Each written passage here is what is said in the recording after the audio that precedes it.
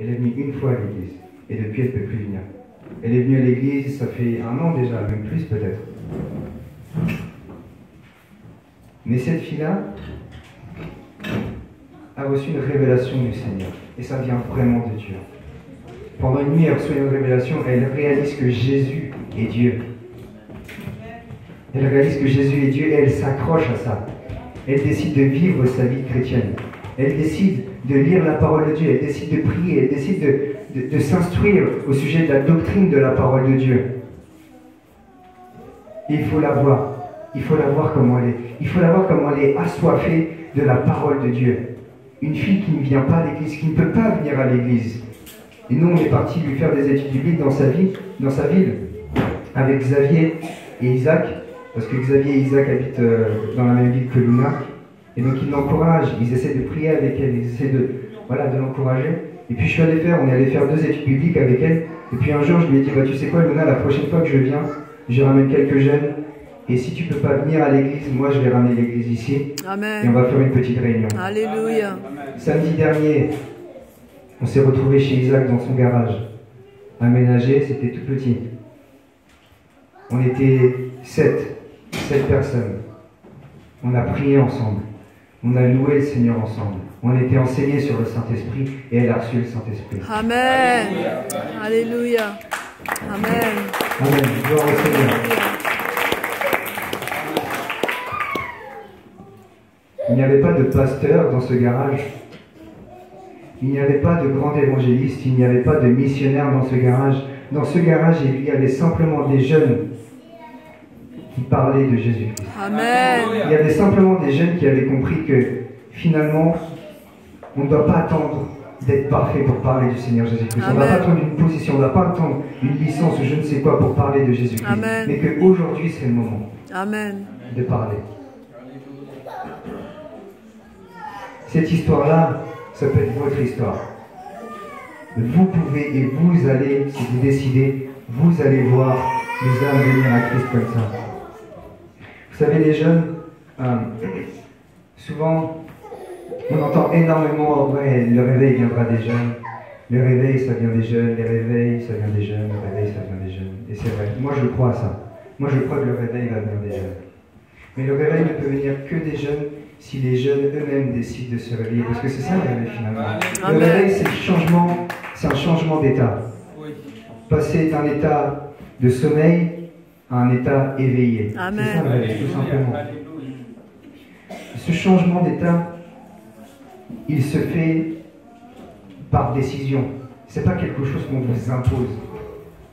C'est pas quelque chose qu'on vous impose. C'est pas quelque chose que Dieu vous impose à vous. C'est pas quelque chose que Dieu m'a imposé à moi. Le réveil, c'est moi qui le décide. C'est moi qui décide quand je me réveille. Je sais que je dois aller travailler le matin, je sais que je dois aller en cours le matin, donc je mets mon réveil à telle heure et je décide de me réveiller à cette heure-là. Et d'ailleurs, quand je me réveille, finalement, je décide de me réveiller 5 minutes plus tard, c'est parce que j'ai décidé de me réveiller 5 minutes plus tard. On connaît tous cette histoire. Pour repousser de 5 minutes, 10 minutes. Parce que finalement, c'est moi qui décide à quel moment je me réveille. Spirituellement, c'est la même chose. Ce changement d'état, c'est vous qui devez le décider. On peut vous le prêcher autant que vous voulez. On peut vous imposer les mains autant qu'on veut. On peut faire venir des prédicateurs, des pasteurs, des évangélistes autant qu'on veut. Cet état de réveil, c'est votre décision.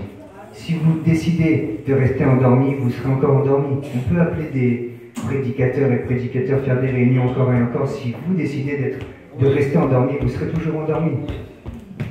Et ce n'est pas la faute de Dieu. C'est pas parce que Dieu n'a pas envoyé quelqu'un. C'est pas parce que Dieu ne vous a pas parlé. Le Seigneur vous parle à chaque fois. Donc c'est pas la faute de Dieu si vous êtes endormi. C'est pas à cause d'une difficulté non plus. Souvent on prend cette excuse. Ouais, mais j'ai ça dans ma vie, je peux pas en ce moment. Non. Non. Cet état de réveil, c'est à vous de le prendre, c'est à vous d'aller vers cet état de réveil.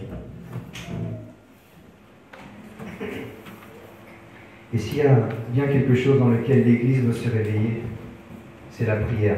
Amen. Tout a commencé avec la prière et tout se fait par la prière. Amen. C'est parce que les disciples ont prié ensemble. qu'il y a eu un déversement du Saint-Esprit. Amen. C'est parce que les disciples ont intercédé ensemble que l'évangile s'est propagé comme il s'est propagé. C'est parce que la prière est à la base de tout. Mais quelle prière? Souvent quand on parle de prière, on pense qu'il faut se mettre à genoux, il faut prier avec nos mots, tout ça. Mais la prière, c'est bien plus que ça. La prière, c'est le moyen de communication avec Dieu. La prière, c'est ce qui nous permet de rester en connexion avec Dieu. Amen. La prière, c'est plus que se mettre à genoux et dire des mots à Dieu. C'est plus que ça, la prière. Amen. Comme dans 2 Thessaloniciens 5,17, il est dit prier sans cesse. Non, c'était ça le verset? Ouais, 5,17, oui. Il dit 5,17, ouais. Quand ce verset qui nous dit prier sans cesse, il est écrit, ça ne veut pas dire qu'on va H24 rester sur nos genoux. Ça veut dire, en fait, ce verset signifie qu'il faut rester connecté avec Dieu. Amen. C'est juste ça. Rester connecté avec Dieu. Amen. Bien sûr, quand on prie ensemble en tant qu'Église, quand on ferme les yeux et qu'on parle au Seigneur, ça c'est une façon de prier, c'est une facette de la prière. Mais la prière, ce n'est pas ça seulement. Parce que la prière, c'est un moyen de communication. Moi, si je parle avec le pasteur Capessa, c'est parce que je lui parle, il écoute, et quand il me parle, moi aussi j'écoute. La prière avec Dieu, c'est la même chose. C'est pas simplement nous qui parlons, c'est pas simplement nous qui disons Seigneur, donne, donne, donne, Seigneur, pourvois, Seigneur, fais ceci, fais cela. Mais c'est écouter aussi la voix de Dieu. Amen. C'est ça la prière. Amen. C'est ça la prière. Et cette prière-là, on en a besoin. On en a besoin. On a besoin d'écouter la parole de Dieu. Quand est-ce que c'est la dernière fois que vous avez entendu la voix de Dieu? Quand est-ce que c'est la dernière fois que le Seigneur vous a interpellé? Que le Seigneur a mis quelque chose dans votre cœur? Et finalement, où est-ce que vous en êtes dans votre vie de prière? Dans votre vie de prière. En ce moment, on est en période de jeûne et de prière. Et j'ai encouragé tous les jeunes de Melun à jeûner et à prier. Et j'espère vraiment qu'ils le feront. De toute façon, ça se verra. S'ils n'ont pas prié comme il faut, s'ils n'ont pas jeûné comme il faut, on n'aura pas de fruits. Oui. Ça se verra. Par contre, si on porte du fruit, si on voit des âmes s'ajouter, Amen. si on voit le groupe de jeunes grandir, si on voit l'église Amen. évoluer, là oui, là je sais, ah, gloire à Dieu. Finalement, on a été sérieux, finalement, on a Amen. prié correctement, finalement, Amen. on a jeûné, finalement, on a Amen. sacrifié. Alléluia. Alléluia. Parce que Dieu n'est pas mort. Dieu est vivant. Et Alléluia. Dieu répond aux prières. Amen. Vous savez, Dieu c'est un gentleman. Dans bien des points, c'est un gentleman. Et quand vous lui dites bonjour, il vous répond bonjour. Quand vous parlez à Jésus-Christ, il vous parle aussi. Jésus-Christ, c'est pas quelqu'un qui va vous faire parler comme ça dans le vent. Dieu n'est pas un Dieu qui se moque de vous. C'est pas un Dieu qui va vous faire parler pour rien. Quand vous décidez de discuter avec lui, il va discuter avec vous. Amen. Il dit dans sa parole, vous me chercherez Amen. et vous me trouverez si vous me cherchez de tout votre Amen. cœur. Parce que c'est un dialogue. Parce que Jésus-Christ veut vous parler. Vous savez, si Jésus-Christ a rétabli cette connexion entre lui et les hommes, c'est pour pouvoir parler avec eux. Quelles conditions avaient Adam et Ève dans le jardin d'Éden? Ils étaient en communication directe avec Dieu. Amen. Ils parlaient à Dieu comme moi je peux vous parler aujourd'hui. Et c'est ça que Dieu a voulu rétablir comme connexion. Mais sinon, on ne réalise pas ça finalement. Dieu a rétabli quelque chose qu'on n'utilise même pas. En gros, le Seigneur nous donne un téléphone, tiens, prends le téléphone, et nous on est dessus, et au lieu de l'appeler, de communiquer avec lui, bah, je sais pas, on joue aux échecs, on joue à je sais pas quoi. Si le Seigneur a rétabli cette connexion, s'il a permis que votre connexion soit rétablie avec lui, ne gaspillez pas cela. Avec le Seigneur, il n'y a pas de forfait bloqué, de... Non, non, non, c'est que du forfait illimité. Amen. Quand vous parlez avec lui, vous pouvez parler autant que vous voulez avec lui. Alléluia. C'est pas quelque chose à économiser. La prière, c'est pas quelque chose à économiser. C'est pas quelque chose à garder juste pour la fin de journée, quelque chose à garder pour le dimanche matin ou pour les réunions d'intercession. Finalement, la prière, c'est quelque chose qu'on doit avoir perpétuellement, encore et encore, Alléluia. tout le temps, tout le temps.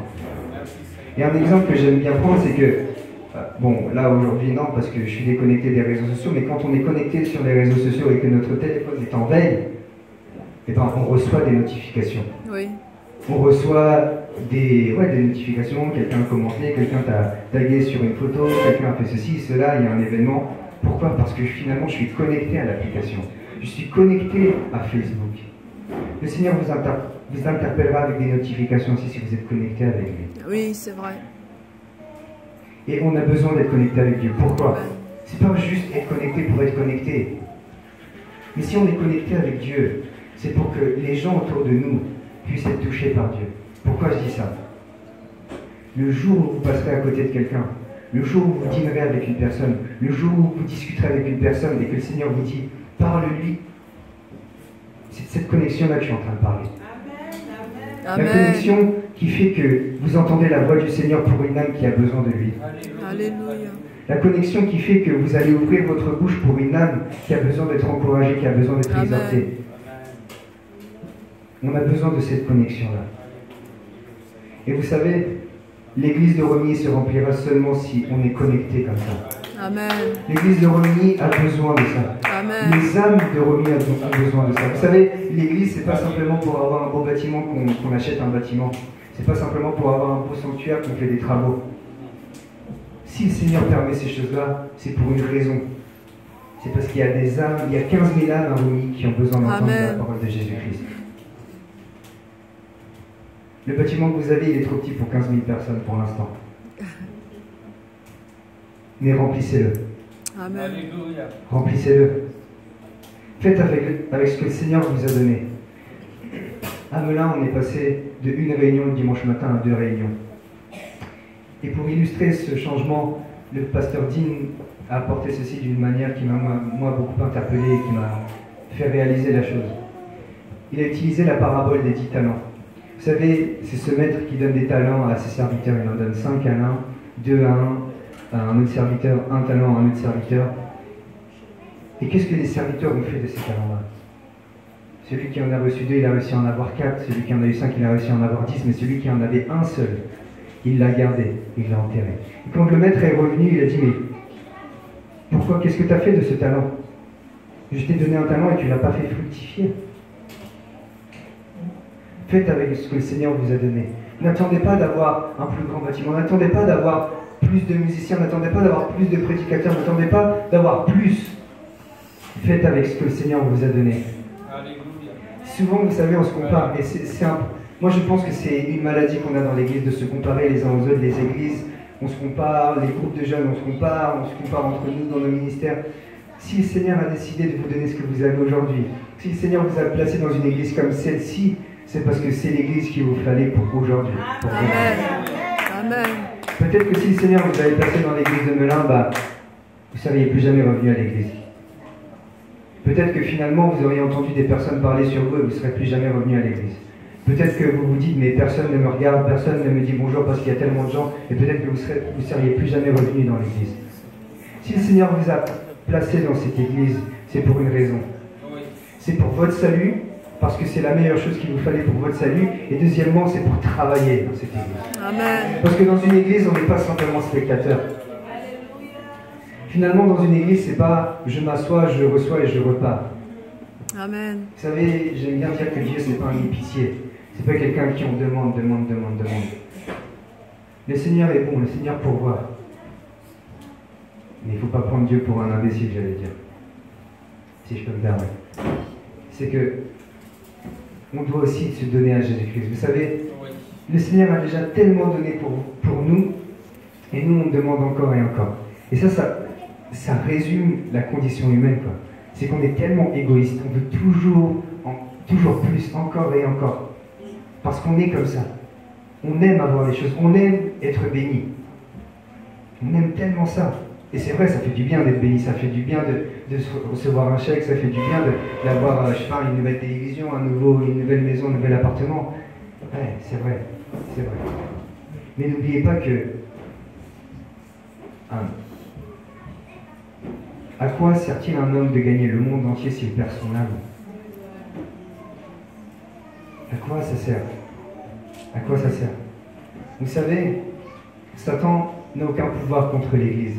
Satan n'a aucun pouvoir sur vous. Amen. C'est-à-dire qu'il ne peut pas vous toucher, vous. Amen. C'est parce que Dieu a permis à Satan d'atteindre la vie de Job que Job a été touché. Mais sinon, Satan n'a aucun pouvoir sur nous.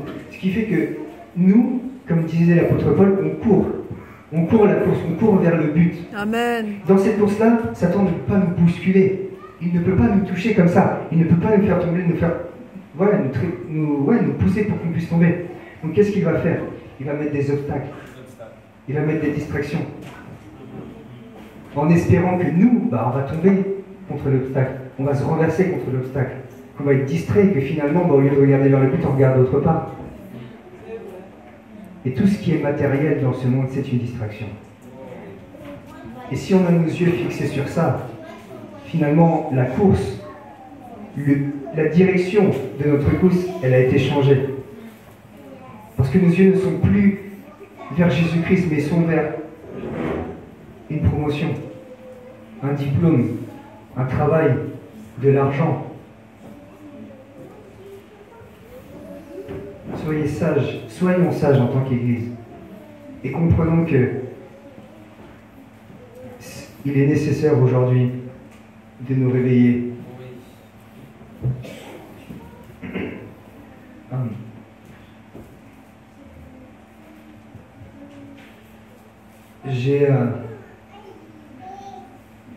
Moi, je suis extrêmement reconnaissant à Dieu de tout ce qu'il a pu faire dans ma vie.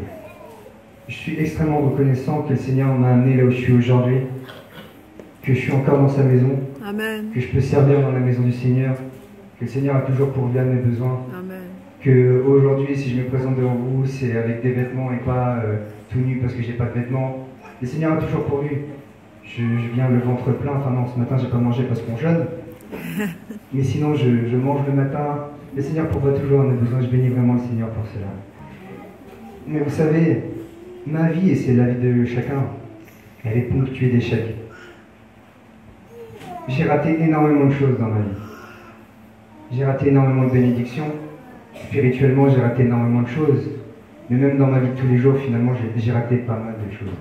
J'ai raté pas mal de choses. Vous savez, tout à l'heure, je disais que j'étais pas le meilleur, que je suis pas là parce que je suis au-dessus de quelqu'un ou quoi que ce soit, et je le pense vraiment. Je dis pas simplement comme ça parce qu'il faut le dire ou quoi. Non, je le pense vraiment. Moi, je me sens au-dessus de personne. Et des échecs, j'en ai eu dans ma vie. Alors, je suis pas ultra vieux, j'ai 25 ans. J'ai pas une grande expérience dans ma vie, mais avec le peu d'années que j'ai, finalement, j'ai quand même eu des échecs. Finalement, je suis quand même tombé. Finalement, je suis comme vous, en fait. En effet, de la même chose, de chair.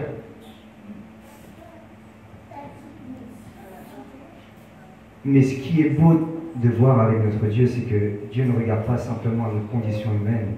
Enfin, il a regardé notre condition humaine et il a eu pitié de nous. Mais ce que je veux dire, c'est que Dieu ne s'arrête pas à nos échecs. Il ne s'arrête pas aux choses que l'on n'a pas réussi. Alors que nous, souvent c'est le problème des chrétiens et de nous, et des hommes en général, qu'ils soient chrétiens ou pas, c'est que nous, on s'arrête à nos échecs. On s'arrête à nos échecs. Et quand on échoue, finalement, on se dit, ouais, mais non, je ne vais plus recommencer parce que la prochaine fois, je pense pas que je vais y arriver, je suis pas sûr que je vais y arriver. Et on s'arrête. On s'arrête déçu, on s'arrête peut-être déçu, désespéré, sans espoir.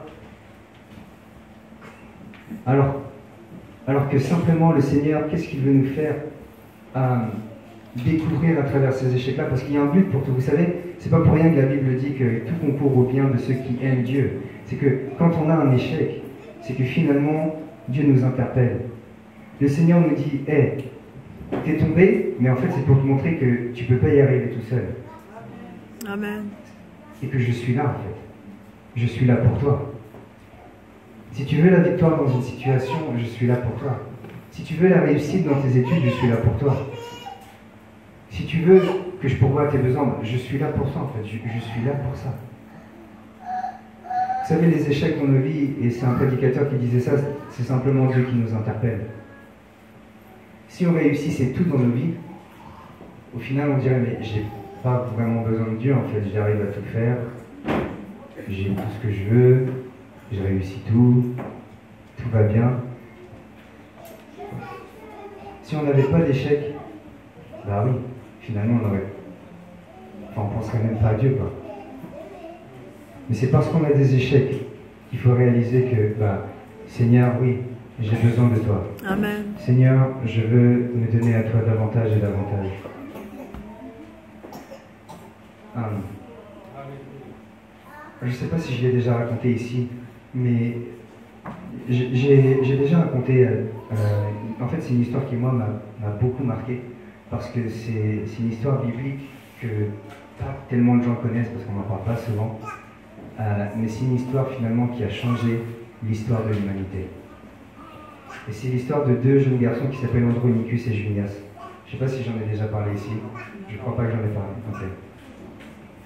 Andronicus et Junias, pour moi ce sont des héros que les gens ne reconnaissent pas, que les gens ne connaissent pas. Andronicus et Junias sont deux personnes dans le Nouveau Testament. Et il y a un seul verset qui parle d'Andronicus et Junias, c'est Romains 16, verset 7. Et c'est Paul qui écrit, et il écrit, en fait, le 16e chapitre du livre des Romains, c'est le dernier chapitre, et en fait, dans ce chapitre-là, Paul, en fait, il fait des salutations. Et dans le verset 7, il va dire « Saluez Andronicus et Junias, mes parents et mes compagnons de captivité, qui jouissent d'une grande considération parmi les apôtres, et qui même ont été en Christ avant moi. » Dans ce verset, on apprend plusieurs choses.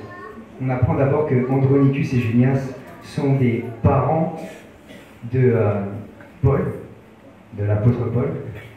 Et on apprend une deuxième chose, c'est que Andronicus et Junias ont été en Christ, ils étaient chrétiens avant Paul, avant que Paul se convertisse. Et c'était difficile d'être chrétien avant que Paul se convertisse, parce qu'avant qu'il se convertisse, il était persécuteur de l'Église. Ils faisaient partie de la même famille, certainement qu'ils ont caché à Paul qu'ils étaient chrétiens. Mais la Bible nous dit qu'ils ont été en Christ avant Paul. Et imaginez Andronicus et Junias au milieu d'une assemblée persécutée par Paul. Imaginez que un de vos parents, un cousin, une tante, soit un persécuteur de l'Église. Quelle image auriez-vous au milieu des chrétiens? Quel témoignage est-ce que vous auriez? Quelle critique, face à quelle critique vous auriez dû faire face? Certainement que Andronicus et Junias ont dit « Mais va parler à ton parent. Il ne fait pas partie de ta famille, lui. Raisonne-le. Dis-lui d'arrêter. » Certainement qu'ils ont entendu des chrétiens parler mal de Paul. Certainement qu'ils ont entendu même des chrétiens prier contre Paul. « Seigneur, arrête Paul. » Certainement qu'ils ont entendu, oui, des chrétiens qui priaient « Seigneur, arrête Paul. Seigneur, tue-le. Seigneur, fais quelque chose pour qu'il ne persécute plus. » C'est ça? Il ne persécute plus l'Église. Ouais. Et ces deux-là, Andronicus et Junias, finalement, qu'est-ce qu'ils font? La parole de Dieu nous dit qu'après qu'ils aient reçu le Saint-Esprit, ils demeuraient dans l'enseignement des apôtres, dans la doctrine, et ils étaient enseignés. L'Église du Nouveau Testament, l'Église de l'Acte des Apôtres, est une Église qui enseignait la parole de Dieu, et comme nous ici, qui se réunissaient, qui louaient le Seigneur ensemble, et certainement qu'ils ont été enseignés sur ce que Jésus-Christ a enseigné quand il était sur terre. Certainement qu'ils ont entendu parler du sermon sur la montagne dans Matthieu 5, où Jésus parle des béatitudes, où il dit « Aimez vos ennemis, priez pour ceux qui vous maltraitent et qui vous persécutent ». Certainement qu'ils ont entendu ce verset, Matthieu 5, verset 44. Mais moi je vous dis, et c'est Jésus qui parle, aimez vos ennemis. Alléluia. Priez pour ceux qui vous maltraitent et qui vous persécutent. Et que font Andronicus et Junias quand ils entendent ça? Ils disent, mais attends, l'ennemi de l'Église, c'est Paul. Le persécuteur de l'Église, c'est Paul. Et qu'est-ce que me demande Jésus-Christ dans son enseignement? Il me dit d'aimer mes ennemis. Il me dit de prier pour ceux qui nous maltraitent et qui nous persécutent. Amen. Certainement que Andronicus et Junias ont prié pour Paul. Alors que peut-être l'Église ne priait pas pour Paul. Alors que peut-être l'Église entière priait même contre Paul. Andronicus et Junias, eux, ont prié pour Paul. Amen. Ils ont prié pour leur ennemi qui faisait partie de leur famille. Ils ont prié pour leurs persécuteurs. Ils ont intercédé pour lui. Certainement qu'ils ont passé des jours et des jours à prier, à pleurer, à intercéder. Parce qu'il n'y a rien de pire que de voir une personne de sa famille qui part vers la perdition. Il n'y a rien de pire de voir son enfant partir vers une mort éternelle. Il n'y a rien de pire que de voir ses parents, ses oncles, ses cousins, ses frères, ses sœurs partirent dans une éternité sans Christ, vers une mort éternelle certaine. J'imagine Andronicus et Junias prier de tout leur cœur. J'imagine Andronicus et Junias jeûner, passer des jours à jeûner, passer des jours à prier, passer des jours à intercéder. Certainement que ça a duré du temps. Certainement que ça a pris énormément de temps même. Parce que le cœur de Paul était vraiment endurci. Et le cœur de Paul était vraiment retourné contre l'Église. Mais finalement, dans Acte 9, Jésus-Christ interpelle Paul entre Jérusalem et Damas. Finalement, cette prière faite par Andronicus et Junias est écoutée par Jésus-Christ et Jésus-Christ lui-même va interpeller Paul. Parce que deux jeunes hommes ont décidé de prier sincèrement et de prier avec foi. La suite de l'histoire, elle est assez merveilleuse. C'est que Paul est devenu le premier missionnaire européen de l'Église. Paul a fait des voyages missionnaires que personne n'avait fait auparavant. À travers Paul, Dieu faisait des miracles. À travers Paul, des hommes sont venus à Jésus-Christ. Des églises ont été créées. Paul, c'est la personne qui a écrit la moitié du Nouveau Testament. Amen. Paul a été persécuté pour le nom de Jésus-Christ. Paul a fait énormément de choses. Et vous savez quoi? Paul, il a encore son impact aujourd'hui. Amen. Parce que combien de fois on enseigne sur, la parole, sur les épîtres qui ont été écrites par Paul? Amen. Combien de fois on parle de l'histoire de Paul dans nos églises? Amen. Encore et encore. Amen. Mais pourquoi?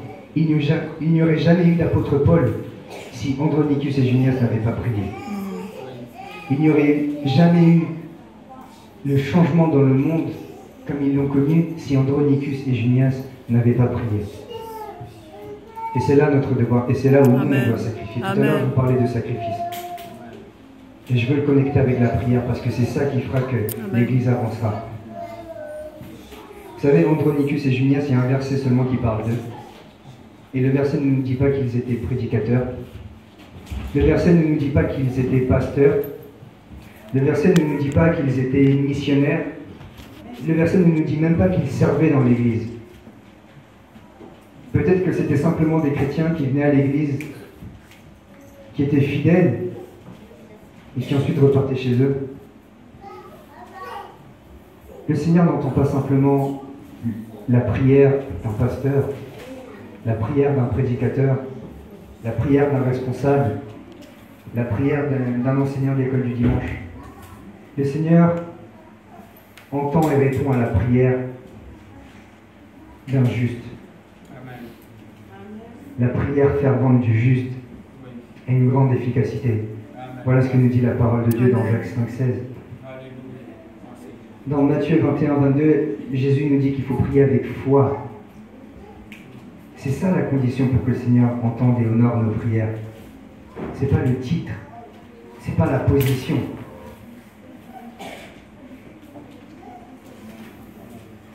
Andronicus et Junias ont changé leur monde. Ont changé leur monde. Et ils n'ont pas changé leur monde en allant d'église en église, en prêchant d'église en église. Ils ont changé leur monde en se mettant à genoux et en priant. Amen. Le meilleur moyen et le moyen le plus efficace pour vous et pour nous en tant qu'Église de changer ce monde, c'est de prier.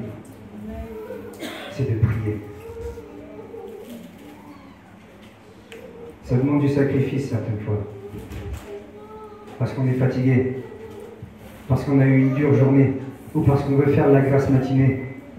Ça demande des sacrifices physiques peut-être, mais le bénéfice derrière. Je reviens à la première histoire que je vous ai racontée. Si Jésus n'avait pas porté sa croix, on ne serait pas ici. Il n'y aurait pas de salut. Acceptez d'être brisé. Acceptez d'être brisé dans la prière. Acceptez de combattre dans la prière. Et ce qui est encore plus merveilleux, c'est que après Andronicus et Junias, Paul, lui aussi, devient un homme de Dieu qui prie. Et qui prie au point où les démons connaissent Paul. Je me souviens plus, c'est dans Acte 19-15. Je vais vous le lire parce que c'est surprenant. C'est un verset qui, moi, quand je l'ai lu, m'a vraiment interpellé. Acte 19, verset 15.